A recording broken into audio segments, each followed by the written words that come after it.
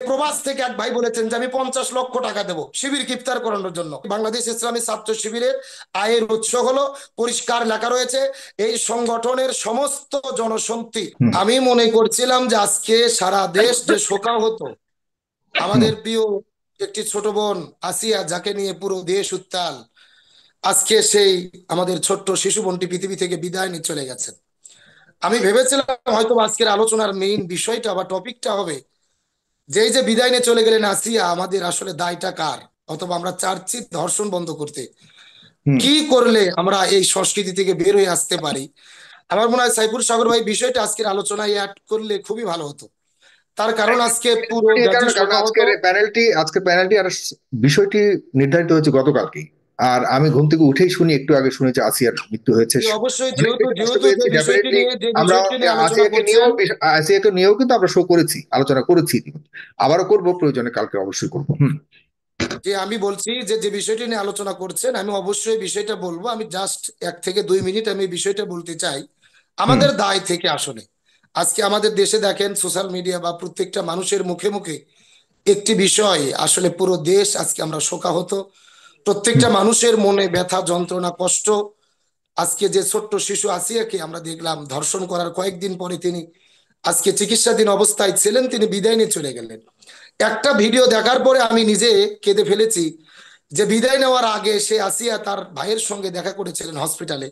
ছোট্ট ভাই তাকে দেখতে গেছেন, আসলে তিনি তার মুখের দিকে চেয়ে আছেন, কথা বলার মতো তার শক্তি বা সামর্থ্য সে অবস্থা তার ছিল না। ভাই এবং বোন দুইজনের যে চোখ চাওয়াচাই বা তারা যেভাবে এক অপরের দিকে ইশারা দিয়ে কথা বলছেন, নিশ্চয়ই নিদারুণ কষ্টের একটি দৃশ্য, যেটা দেখার পরে আমি নিজে ব্যথিত, আমি মনে করি আপনারাও ব্যথিত হয়েছেন। সুতরাং হুম। আমরা যে বাংলাদেশের শান্তির কথা বলি, আমরা আসলে এখান থেকে কিভাবে বের হব, আমি জাস্ট 1 মিনিট বলে ভাইরা যে প্রশ্ন করেছেন আমি সেদিকে অবশ্যই যাব ইনশাল্লাহ। আমি একটি কথা পরিষ্কার করে বলি, বর্তমান পরিস্থিতিতে আমরা যে দলই বলি, বিএনপি বলি, জামাত ইসলাম বলি, এনসিপি বলি, আমরা সবাই কিন্তু বাংলাদেশে শান্তি চাই। সরকার চাচ্ছেন শান্তি কায়েম করতে, ধর্ষণ বন্ধ করতে, চাঁদাবাজি বন্ধ করতে, ডাকাতি বন্ধ করতে, কিন্তু আমরা অনেক চেষ্টার পরেও এগুলো বন্ধ করতে পারছি না। আমি এই জায়গায় জাস্ট 1 মিনিট একটা সলিউশন বলতে চাই। আমার মনে বলে আমরা যে ধর্ষণের বিচার বাংলাদেশে করি, যে আইনে আমরা ধর্ষণের বিচার করি, আমার মন বলে যদি আমরা কোরআন সুন্নাহর আলোকে শরিয়ার দৃষ্টিতে শরিয়া আইনে যদি আমরা ধর্ষণের বিচার করতে পারতাম, আজকে আমাদের আইন উপদেষ্টা বলেছেন যে 3 মাসের মধ্যে আমরা ধর্ষণের বিচার করব। আমি মনে করি 3 মাস লাগবে না, যদি কোরআন সুন্নাহর আইনে ধর্ষণের বিচার করা হয় 3 দিনের ভেতরে বাংলাদেশ থেকে ধর্ষণ বন্ধ হবে, এটা আমি আশা করি, বিশ্বাস করি, এবং এটা আমার ইমান এবং আকীদা। রাসূল করিম সাল্লাল্লাহু আলাইহি ওয়াসাল্লামের কাছে একজন ধর্ষিতা মহিলা বিচার নিয়ে গিয়েছিলেন রসুলের জামানায়, তাকে জোর করে ধর্ষণ করা হয়েছে। রসুল মেয়েটিকে ছেড়ে দিলেন এবং যে মেয়েটিকে ধর্ষণ করা হয়েছিল ঘাতককে ধরে রসুল প্রকাশ্য দেবালোকে মৃত্যুদণ্ড দিলেন, তাকে হত্যা করলেন। তার মানে বোঝা যায় ধর্ষণের বিচার একমাত্র মৃত্যুদণ্ড, এবং সেটা রসুল প্রকাশ্য দেবালোকে সবার সামনে করেছেন। সুতরাং আমি মনে করি বাংলাদেশ 90% মুসলমানের দেশ, আজকে যদি আমরা বাংলাদেশের ভেতরে ধর্ষককে ধরে 3 মাসের জন্য অপেক্ষা করে নয়, প্রমাণিত হলে সাথে সাথে প্রকাশ্য দিবালোকে যদি আমরা তার মৃত্যুদণ্ড কার্যকর করতে পারি, তাকে হত্যা করতে পারি, আমার মনে বলে এই ধর্ষণ নামক কলঙ্ক জঘন্য অপরাধ থেকে এই দেশটাকে আমরা বাঁচাতে পারবো। আল্লাহ সুবহানাহু ওয়া তাআলা পবিত্র কোরআনুল কারীমের মধ্যে বলেন, ওয়াজ্জানিয়াতু ওয়াজ্জানী ফাজলিদু কুল্লা ওয়াহিদিম মিনহুমা মিয়াতা জালদা। যদি কোনো ছেলে বা মেয়ে বিবাহর আগে জেনা ব্যভিচার করে, তখন তাহলে তাদেরকে 100টি বেতের আঘাত করে বিবাহ করে দিতে হবে। আর কেউ যদি বিবাহ করার পরে জেনা ব্যভিচার করে, ধর্ষণ করে, তাহলে প্রকাশ্য দেবালোকে বুক পর্যন্ত মাটিতে পুঁতে রেখে তাকে পাথর মেরে হত্যা করতে হবে। আমি চ্যালেঞ্জ করে বলি, আমাদের শুধু আমাদের ছোট্ট বোন আসিয়া নয়, আজকে বাংলাদেশ শহরও ধর্ষণ চলছে। আজকে আমি চ্যালেঞ্জ করে বলি, যদি এই কোরআন সুন্নাহর আলোকে প্রকাশ্য দেবালোকে আমরা এই হত্যাকাণ্ডর বিচার যদি বাংলাদেশে চালু করে 1 সপ্তাহ আমরা বিচার করতে পারি, পারি। আশা করি আমার এই দেশ থেকে এই ধর্ষণ নামক অভিশাপ জঘন্য অপরাধ থেকে আমরা এই দেশকে হেফাজত করতে পারবো। আমরা দোয়া করি আমাদের ছোট্ট বোন আসিয়ার জন্য। আল্লাহ তাআলা বলেন, যাদের উপরে জুলুম করে অত্যাচার করে বিদায় করে দেয় তারা শহীদ। আমি বিশ্বাস করি আমাদের বোন আসিয়া শহীদ হয়েছেন, আর শহীদেরা কখনো মরে না। আমরা দোয়া করি আমাদের ছোট্ট বোন আসিয়ার জন্য, আল্লাহ যেন তাকে জান্নাতের মেহমান হিসেবে কবুল করেন, আল্লাহ যেন তাকে জান্নাতের পাখি করে রাখেন, এবং অনতি বিলম্বে আসিয়া সহ যত ধর্ষণ বাংলাদেশে ঘটেছে প্রত্যেকটা ধর্ষককে ধরে যেন 1 সপ্তাহের ভেতরে বিচার কার্যকর করা হয়। তাহলে আমার মনে হয় ধর্ষণ বন্ধ হবে। তার কারণ বাংলাদেশে যে আইনে ধর্ষণের বিচার হয়, আমরা দেখেছি জাহাঙ্গীরনগর বিশ্ববিদ্যালয়ে মানিক নামে এক ছেলে ধর্ষণের সেঞ্চুরি পালন করেছেন কেক কেটে।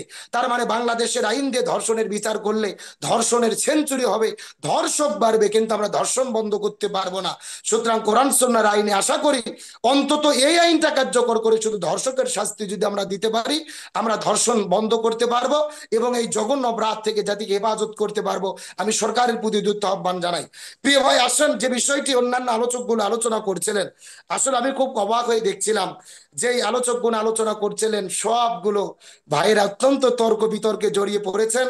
আসলে এইভাবে সবার সঙ্গে আমার কথা বলা সম্ভব নয়।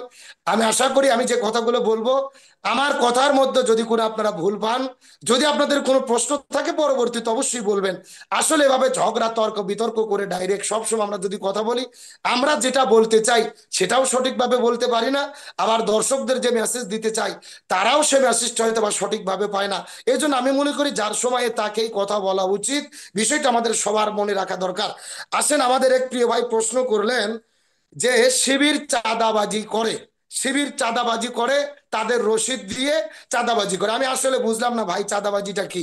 শিবির চাঁদাবাজি করে না, রসিদ দিয়ে টাকা উঠাই, আসলে এটা শিবিরের ভাষায় এটাকে বলা হয় ইয়ানত। ইয়ানতটা কি?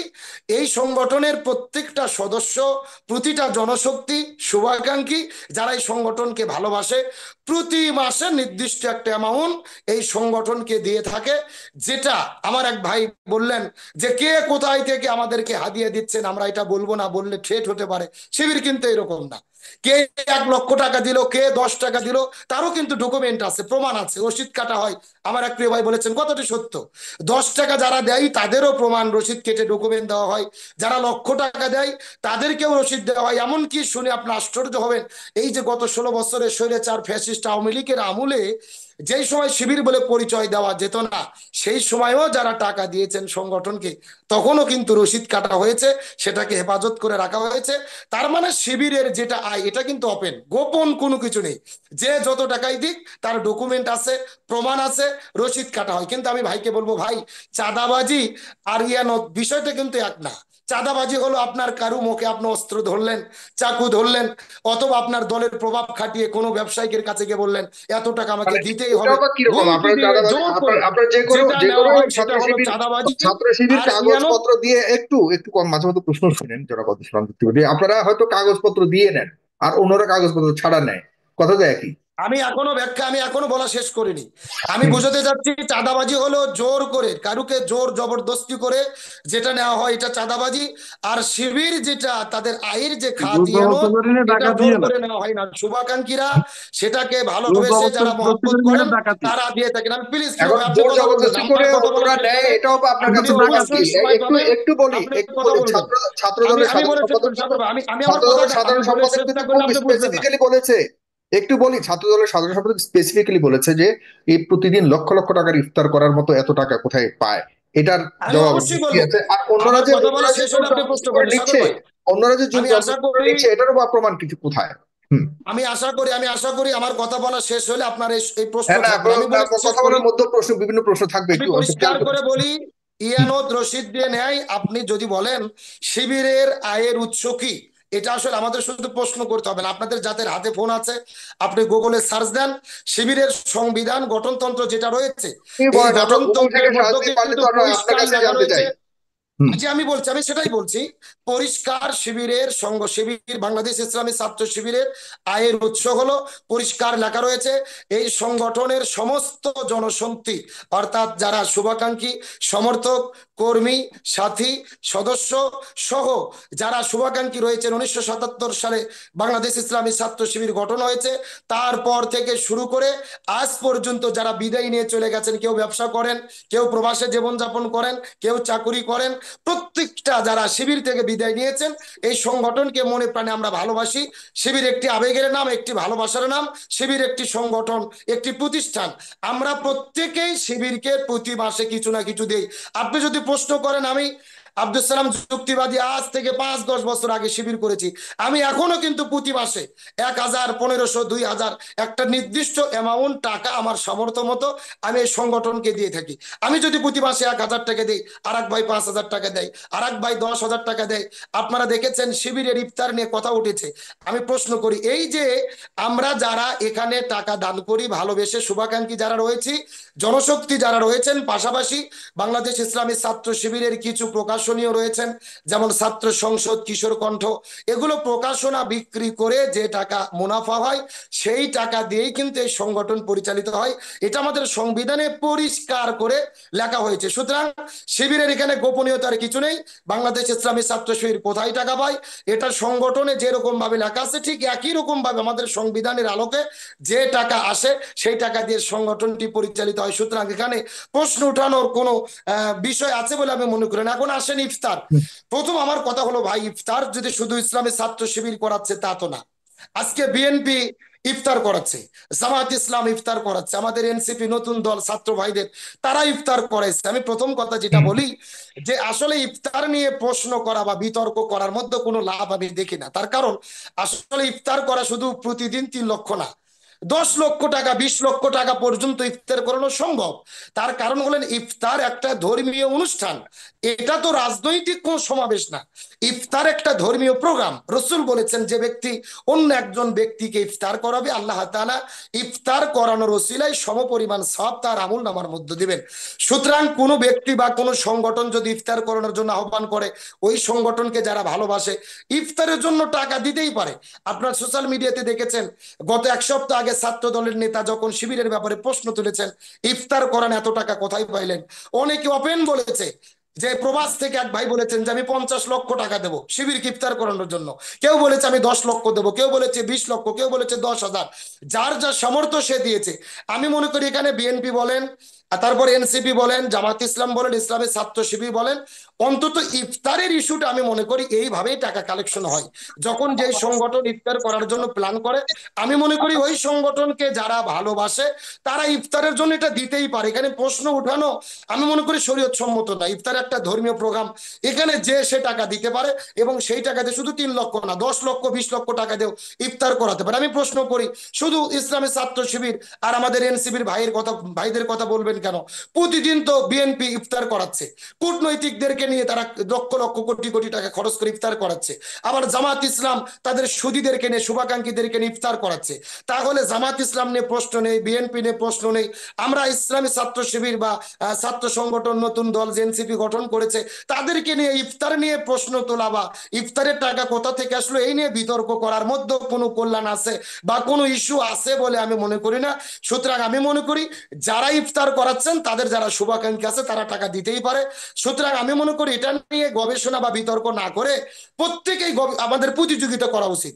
যে ইসলামী ছাত্র শিবির প্রতিদিন 3 লক্ষ টাকার ইফতার করায়, আমরা তো বড় দল, আমরা ছাত্র দল 10 লক্ষ টাকা করে করাবো।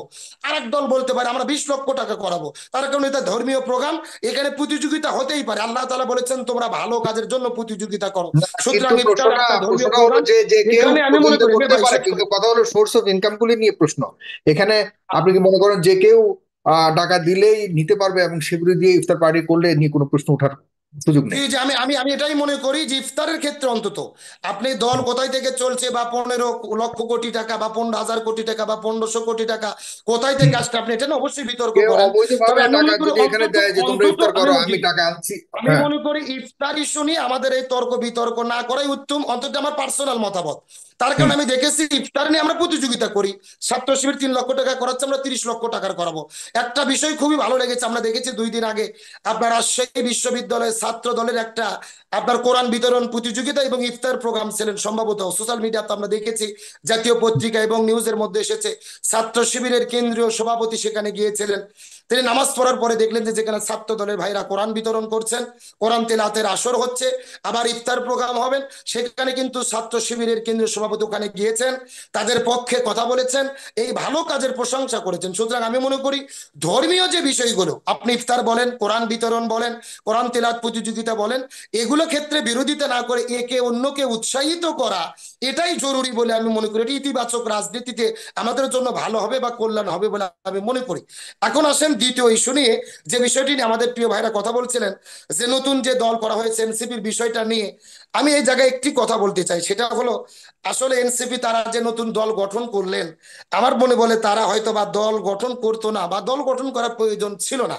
কিন্তু বর্তমানে বাংলাদেশ যে প্রেক্ষাপটে সে দাঁড়িয়েছে, বা আমরা যে সিচুয়েশন দেখছি, আমি মনে করি দলটা গঠন করা তাদের জরুরি। কেন জরুরি আমি এটা বলি, তার কারণ হলো 24-এর যে গণ অভ্যুত্থান হয়েছে, এবং এই যে বৈষম্য বিরোধী ছাত্র আন্দোলন, এখন যারা নতুন করে এনসিপি দলটি গঠন করলেন, এরা যে স্পিড নিয়ে 24-এর গণ অভ্যুত্থান করেছিলেন, সেই স্পিড অনুযায়ী কিন্তু আমরা ফলাফল দেখতে পাচ্ছি না।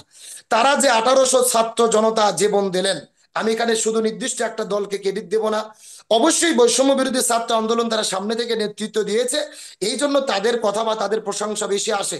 এর মধ্যে ঠিক। অবশ্যই ইসলামী ছাত্র শিবির আছে, ছাত্র দল আছে, বিএনপি আছে। কিন্তু আমি মনে করি তারা যেই স্পিড নিয়ে বিপ্লবটি করেছিলেন, সেই স্পিডটি আমরা সফল হতে দেখছি না, এবং এই স্পিডটা কেউ ধারণ করতে পারছে না। যদি বলেন সরকার, আমি ঠিক। বলবো হ্যাঁ অবশ্যই সরকারও এই স্পিডটা ধারণ করতে পারেনি। আমরা 7 মাস হয়ে গেছে, আমরা প্রশাসনের সংস্কার দেখছি না। স্বৈরাচার হাসিনের নিয়োগ করা প্রশাসন এখনো বহাল তবিয়তে রয়েছেন। সেই হুম। স্বৈরাচার হাসিনের নিয়োগকৃত রাষ্ট্রপতি চুপ্পু সাহেব এখনো রাষ্ট্রপতির চেয়ারে বসে আছেন। তারপরে আপনার সেনাবাহিনীর প্রধান, সে তার জায়গায় বসে আছেন। প্রশাসনের ভাইরা, তাদেরকে কিন্তু সবাইকে বাদ দেওয়া হয়নি, শুধুমাত্র পরিবর্তন করা হয়েছে। বগুড়ায় দিয়েছিল, দিনাজপুরে দিয়েছে, দিনাজপুরের যে ছিল প্রশাসন চট্টগ্রামে দিয়েছে। এর ফলশ্রুতিতে যেটা হয়েছে, কেউ কিন্তু ভালোভাবে কাজ করছে না। এই যে চুরি ডাকাতি ছিনতাই ধর্ষণ, প্রশাসনের সক্রিয় ভূমিকা কিন্তু আমরা দেখতে পারছি না।